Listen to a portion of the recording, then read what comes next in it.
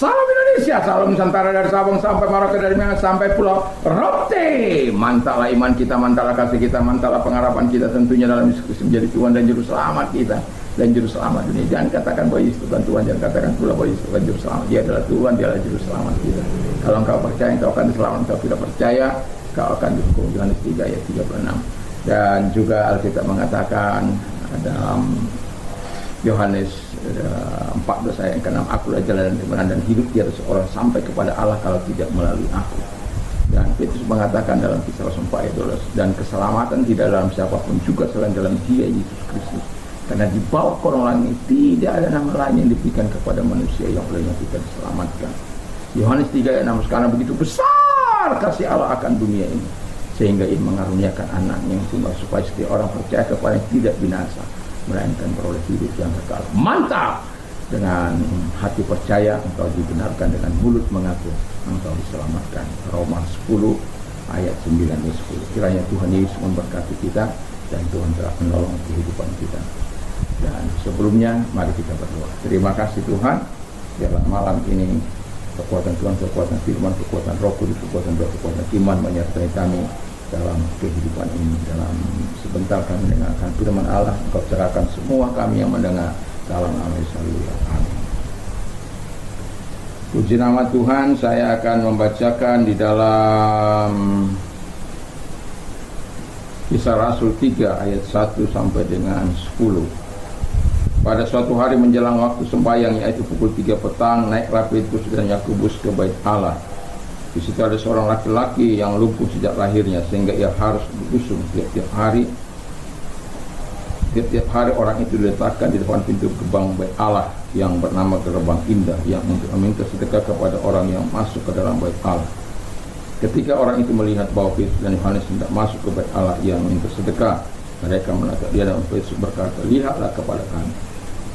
Lalu orang itu menatap mereka dengan harapan akan mendapatkan sesuatu dari mereka. Tapi Petrus berkata, emas dan perak tidak ada padaku, tapi apa yang kupunyai kuberikan kepadamu. Demi nama Yesus Kristus orang Nazaret itu berjalanlah. Lalu ia memegang tangan kanan orang itu dan membantu dia berdiri. Seketika juga kuatlah kaki dan mata kaki orang itu. Ia meloncat berdiri, berjalan kian kemari dan mengikuti mereka ke dalam bait Allah, berjalan dan melompat sambil memuji Allah. Seluruh rakyat itu melihat dia berjalan sambil memuji Allah. Lalu mereka mengenal dia sebagai orang yang biasa duduk meminta sedekah di gerbang indah bait Allah, sehingga mereka takjub dan tercengang tentang apa yang terjadi padanya. Haleluya. Ini tadi pagi saya berbicara soal sumber penyakit, dan kita melihat di sini doa adalah tema kita. Doa adalah sumber kuasa terjadinya mujizat. Saya sering kali katakan, kalau mau melihat mujizat harus ada bahannya. Tidak ada mungkin, satu contoh, kalau kita mau melihat mujizat Tuhan dari misalnya hal-hal yang katakanlah sakit penyakit yang kita miliki, kita harus datang kepada Tuhan. Saya waktu menolak panggilan saya hampir 2 tahun di bibir saya ini luka-luka, dan kalau gelas saya lengket di sini, dan itu jika ditarik itu akan melukai, dan itu membawa penderitaan bukan hanya bagian sini, bagian ke dalam juga, dan makan sangat tersiksa. Dan pada akhirnya saya berkata kepada Tuhan untuk menyembuhkan, dan saya mau. Tetapi kadang-kala manusia itulah ya, kadang dia tepati, kadang tidak. Ya, karena memang ya kadang ada orang berpura-pura seperti saya ini. Tapi ketika saya konsisten memegang apa yang saya katakan, dan mulai hari itu dan sampai hari ini, puji Tuhan, penyakit itu tidak pernah datang. Dan jadi kalau mau melihat mujizat harus ada bahan. Nah, kebetulan bahannya ada, yaitu seorang yang lumpuh sejak lahir, kata firman Allah. Kalau kita baca sejenak, Kisah Rasul 4:22 usianya 40 tahun. Karena ini menjadi kasus yang menggemparkan, dan sehingga melalui dia banyak orang percaya, dan karena orang banyak percaya dia dipanggil untuk mempertanggungjawabkannya. Nah, mereka murid Petrus dan Yohanes, ya tinggal menyatakan saja apa yang mereka lakukan. Tanya aja, dia kan sudah dewasa itu. Nah, tapi saya tidak sedang bercerita soal kasus itu. Yang mau saya katakan adalah sudah ada bahannya, lumpuh, ya. Yang kemudian karena kelumpuhannya, ya. Yang kedua karena kelumpuhannya, akhirnya dia menjadi orang yang suka meminta-minta. Yaitu orang lain mengangkat dia ke gerbang pintu bait Allah itu, gerbang indah itu. Jadi kemudian dia didudukkan di situ dengan harapan dia meminta-minta, dan orang yang mau masuk ke rumah ibadat memberikan kepen kepada dia. Dan kemudian dia meminta-minta sepanjang hidupnya sampai genaplah usianya 40 tahun. Lalu kemudian di usia 40 tahun itu Alkitab mengatakan yang ketiga, Petrus menyembuhkan orang yang lumpuh ini. Ya, Anda bisa baca, tadi kan sudah kita baca ayat 6 ke 7. Emas dan perak aku tidak punya, tapi apa yang aku punya, dalam nama Yesus bangkit dan berjalanlah. Dan orang itu diangkat dan berjalan. Yang mau saya katakan, mujizat akan terus berlangsung bagi setiap kehidupan orang-orang yang percaya. Mujizat akan bisa terjadi melalui hamba-hamba Tuhan yang diberkati oleh Tuhan untuk melakukan. Dan saya yakin dan percaya bahwa Tuhan tidak pernah abai terhadap dirinya. Yesus tetap sama dahulu, sekarang, sampai selama-lamanya. Jangan katakan karena Yesus tetap sama, kolektifku juga tetap sekali 500 tetap 500. Karena apa? Yesus tidak pernah berubah dahulu, sekarang, sampai selama-lamanya. Ya, pernah ada seorang kisah di Surabaya, ya, saya tidak perlu katakan, dia memberikan persembahan 100, kan 100 rupiah, ada yang merah itu, dan kemudian cucunya sendiri sudah bayar beri persembahan 5.000, ya, karena memang dia cukup kaya. Tapi kalau persembahan dia hanya 100. Lalu dia bilang, kenapa cuma 100? Cucunya bilang, cucu kamu udah ngerti tentang hidup ini. Kalau cucu sudah ngerti tentang firman Allah, maka cucu tidak akan pernah protes. Apa itu engkau? Yesus. Kalau cucu nanti baca dalam Ibrani 13 ayat yang ke-8, Yesus tidak pernah berubah dulu, sekarang, sampai selama-lamanya. Karena Yesus tidak pernah berubah dulu, sekarang, sampai selama-lamanya. Engkau juga sekali 100 tetap 100.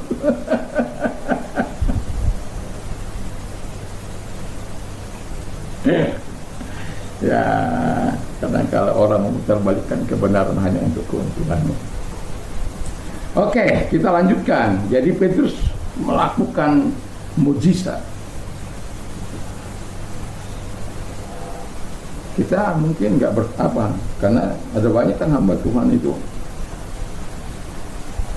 berkilau-kilau. Boleh dikatakan emas dan perak aku tidak punya.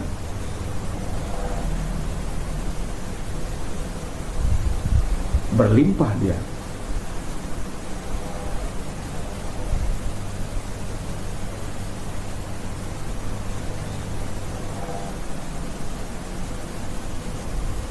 Kami suami istri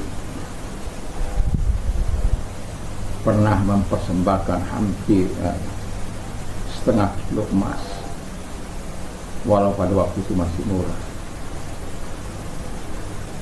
Ya.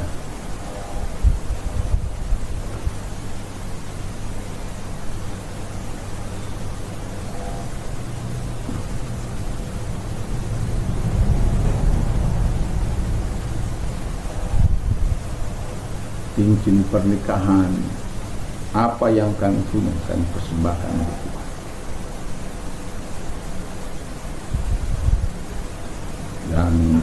Ya, Tuhan begitu baik. Di dalam segala keadaan apapun, dia Tuhan mencukupkan kita. Ada selalu mujizat Tuhan.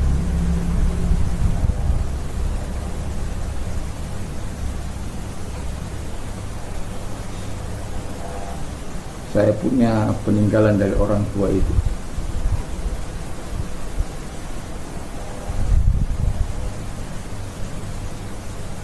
Tetapi saya jarang memakainya.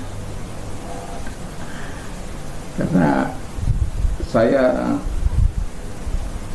belajar untuk hidup dalam kesederhanaan sebagaimana Yesus yang hidup dalam kesederhanaan itu.